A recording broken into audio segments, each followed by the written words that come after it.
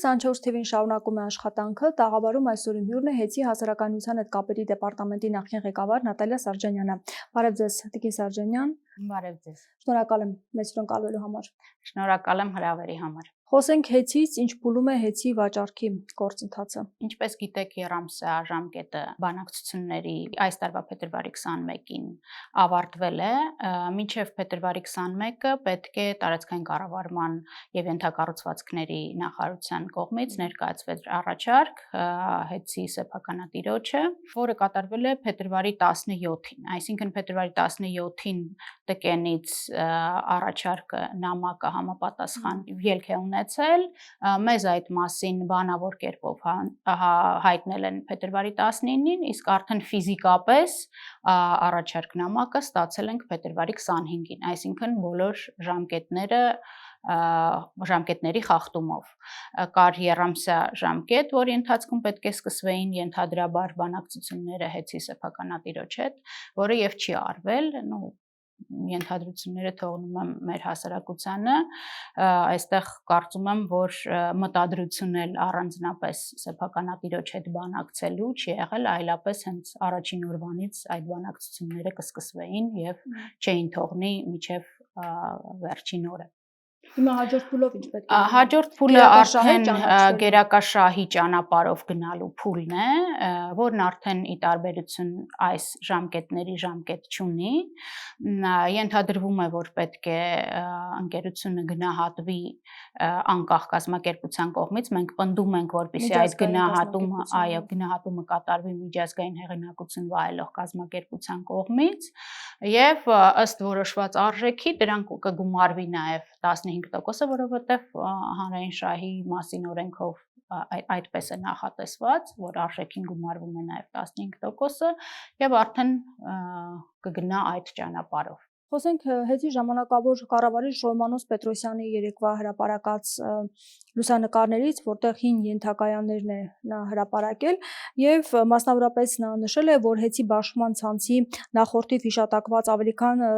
10200 հատ տրանսֆորմատորային ենթակայաններից, որոնք վերջին 40-ից 50 տարիներին անդադար լարմատակ են եղել առանց պատշաճ էներգոտեխնիկական վերազինման եւ վերակառուցման, այդ թվի միայն 5%-ն է վերակառուցվել վերջին 15-ից 20 տարիների ընթացքում, ինչպես է ստացվում, որ փաստորեն $800 միլիոն ներդրում է արվել, բայց փաստորեն նման խնդիրներ են եղել։ Ես ուզում եմ, որ մենք փաստերով խոսենք։ Տեսեք, նախ սկսենք այնտեղից, թե ինչպիսի վիճակում է Սամվել Կարապետյանը ձեռք բերել Հեցը։ Ես ուզում եմ հիշեցնեմ, որ դա 2015 թվականի վերջին էր, երբ մենք ունեինք հասարակության մի մեծ զանգվածի դժգոհություն Հեցի մատուցած ծառայությունների որակից, Էլեկտրիկ Երևանը բոլորս հիշում ենք, Հեցն էլ սնանկության եզրին հասցված մի ընկերություն էր եւ այդ ժամանակվա կառավարությունը Սամվել Կարապետյանին դիմում է խնդրանքով Հեցը ձեռք բերելու եւ այս վիճակից հանելու համար։ Ինչ ունեինք այդ ժամանակ, որպեսզի պատկերացնեք, տարիներ շարունակ մոտավորապես $20 միլիոն վնասով աշխատող ընկերություն, կորուստները կազմում էին մոտավորապես 13.5% էլեկտրաէներգիայի կորուստները, հսկայական վարկային պարտավորություններ ուներ Հեցը եւ այդ վարկերն էլ ներգրավված էին մոտավորապես 12% որ պատկերացնեք, հետո արդեն Կարապետյանի օրոք այդ տոկոսադրույքները մոտ 3-ից 4% էին կազմում, 80% եւ ավելի մաշվածություն ունեցող ցանց է ձեռք բերել, որտեղ էլեկտրաէներգետիկ ենթակառուցվածքները թե ֆիզիկապես եւ թե բարեապես մաշված էին։ Այդ ֆոնին Կարապետյանը ձեռք է բերում Հեցը, որը այս տարիների ընթացքում, որտեղ ներդրվում է շուրջ, ինչպես ճիշտ նշեցիք, $800 միլիոն, որը համագործակցություն է հաստատում այնպիսի միջազգային հեղինակավոր ֆինանսական կառույցների հետ, ինչպիսիք են Ասիական զարգացման բանկը, Վերակառուցման եւ զարգացման եվրոպական բանկը, Միջազգային ֆինանսական կորպորացիան, որոնք ոչ միայն ներդրման ֆինանսական միջոցների հետ գործ ունեին, այլ նաև խորհրդատվական ծառայություններ էին մատուցում, ինժեներական, ներդրումային ծրագրերի մոնիտորինգի մասով եւ մի շարք այլ խնդիրներով։ Հետ այդ ժամանակվա ընթացքում միջազգային վարկանիշային Moody's հեղինակավոր կազմակերպության կողմից մի քանի տարի անընդմեջ ստանում էր B2 վարկանիշը կայուն կանխատեսմամբ, որը անմիջապես կառավարության միջամտությունից հետո, իշխանությունների միջամտությունից հետո իջեցվեց, դա էլ նշեմ։ Եվ ունեինք այսպիսի պատկեր, կորուստները 13.5%-ից իջեցվեցին մինչև 6.4%-ի, մենք այդպես ենք թողել հեծը, իսկ 6.4%-ը եվրոպական ամենաառաջատար երկրների տոկոսի էլեկտրաէներգիայի կորուստների ցուցանիշ է, այնպիսի երկրների, ինչպիսիք են Մեծ Բրիտանիան, Շվեյցարիան, Ֆրանսիան, Նոր Զելանդիան եւ այլն։ Եվ այս էլեկտրաէներգիայի կորուստները նույնպես ֆինանսական միջոցներ են, որոնց տնտեսումը ուղղվել է ամբողջ համակարգ, այսինքն այնպես չի, որ այդ տնտեսումը մնացել է հեծում, այսինքն այդ տնտեսման շնորհիվ շահել է ամբողջ էլեկտրաէներգետիկայի համակարգը։ Ունեցել ենք այս պատկերը, կատարվել են ներդրումներ, որոնք ուղղվել են մի քանի ուղղություններով, այսինքն դա էլ եմ ուզում, որ բարձ լինի, երբ որ ասում ենք ներդրում, այստեղ միայն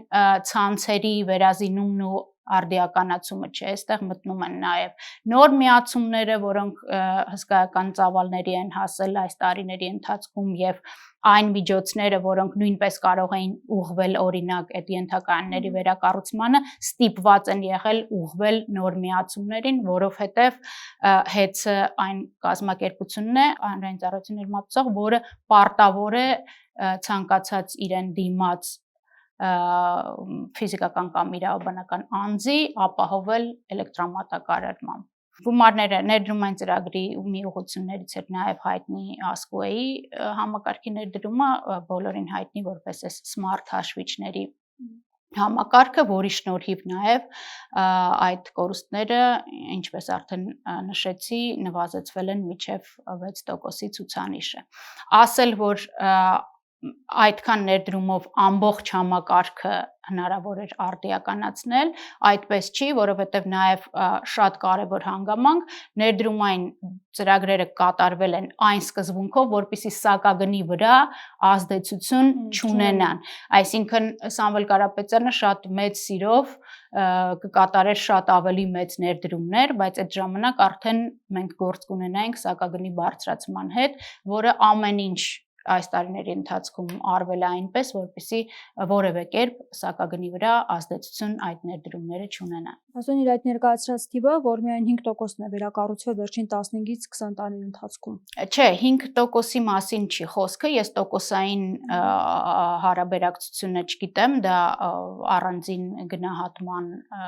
խնդիր է, այս պահին չեմ կարող ասել, բայց այո, իհարկե կան դեռևս ենթակայաններ, որոնք ենթակա են վերակառուցման եւ վերազինման, եւ այստեղ մի կարևոր հանգամանք եմ ուզում նշել, որ 2025 թվականին, երբ որ խոսում են քիչ կատարված աշխատանքների մասին, այստեղ հարկ է նշել, որ 2025 թվականին ներդրումային ծրագրի արժեքը 47 միլիարդ դրամ էր, որը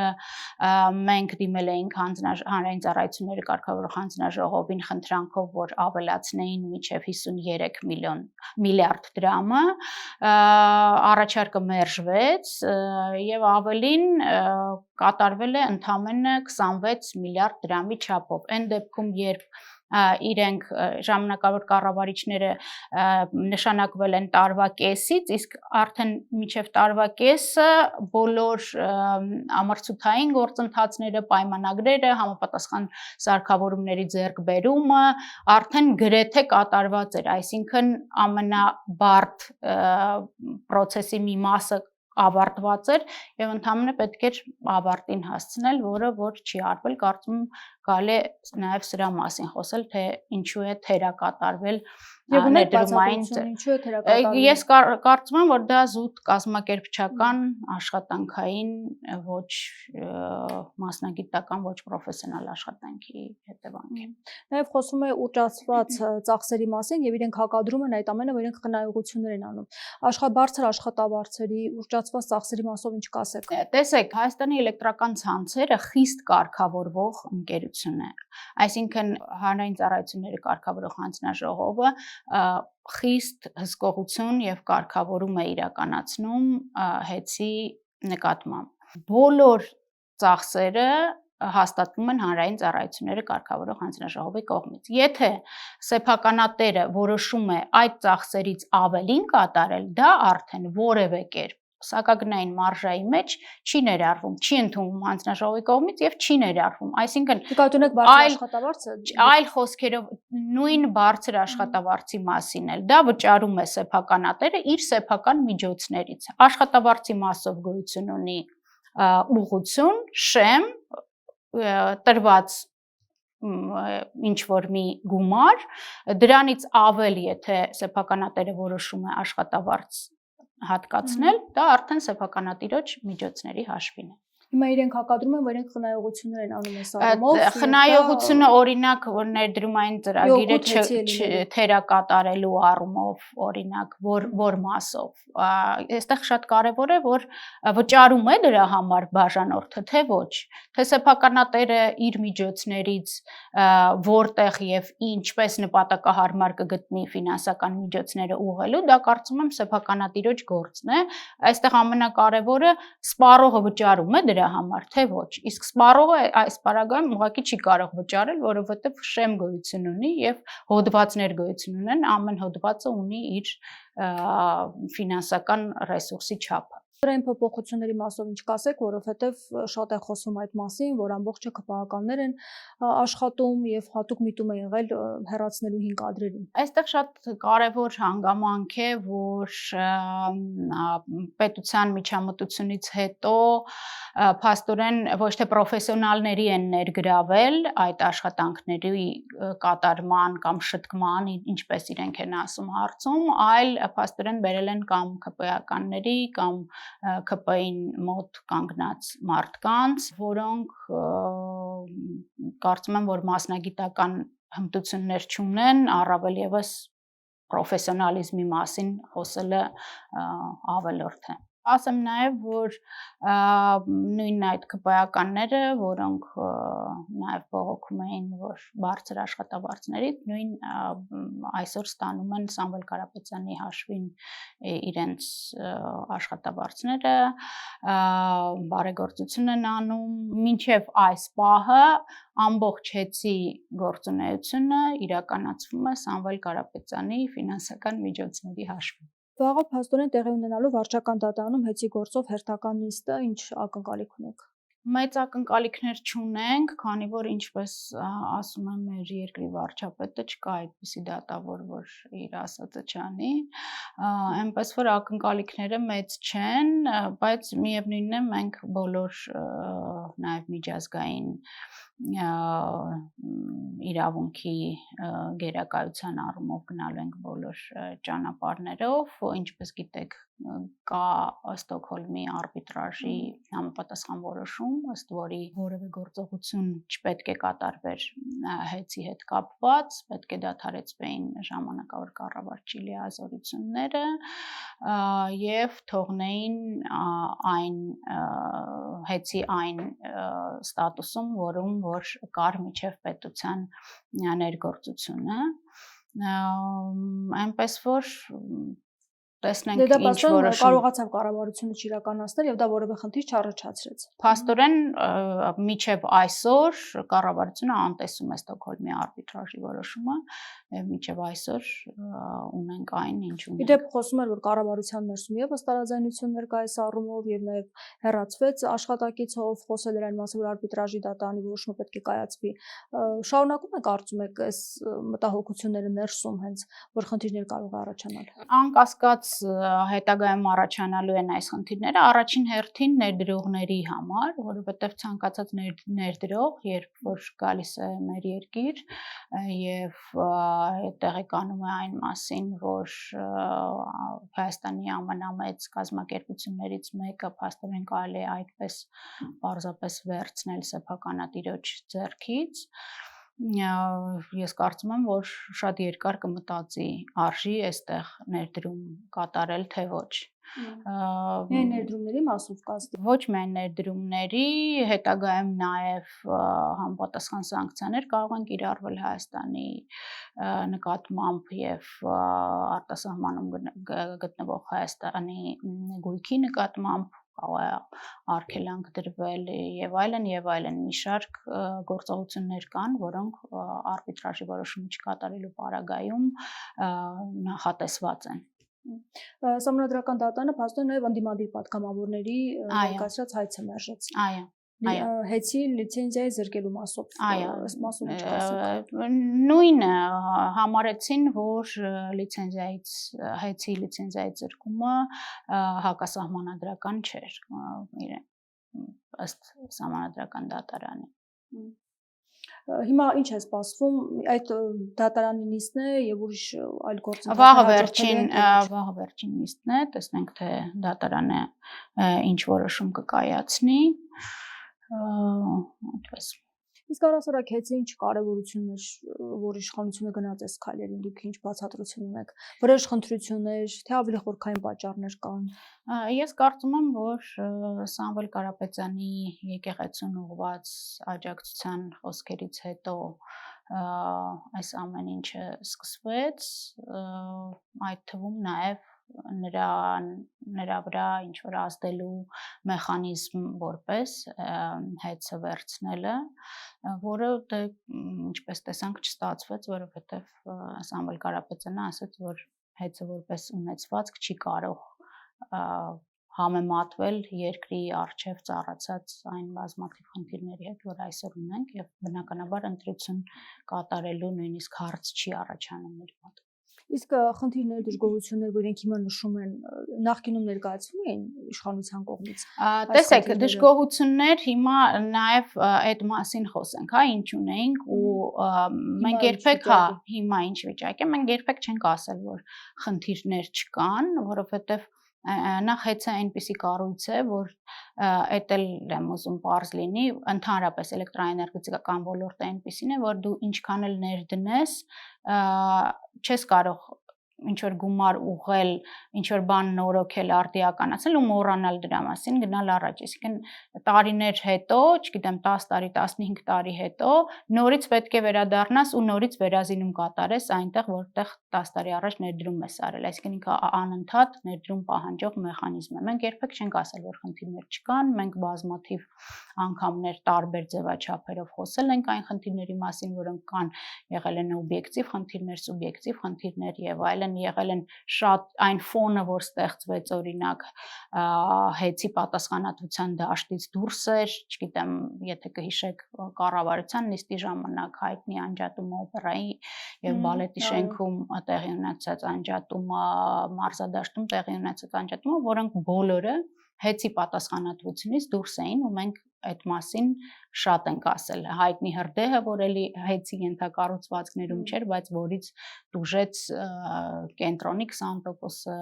Արաբկիրի 30%-ը, որովհետև այդ տարածքների էլեկտրամատակարարումներ այդ ենթակառուցվածքից իրականացվում։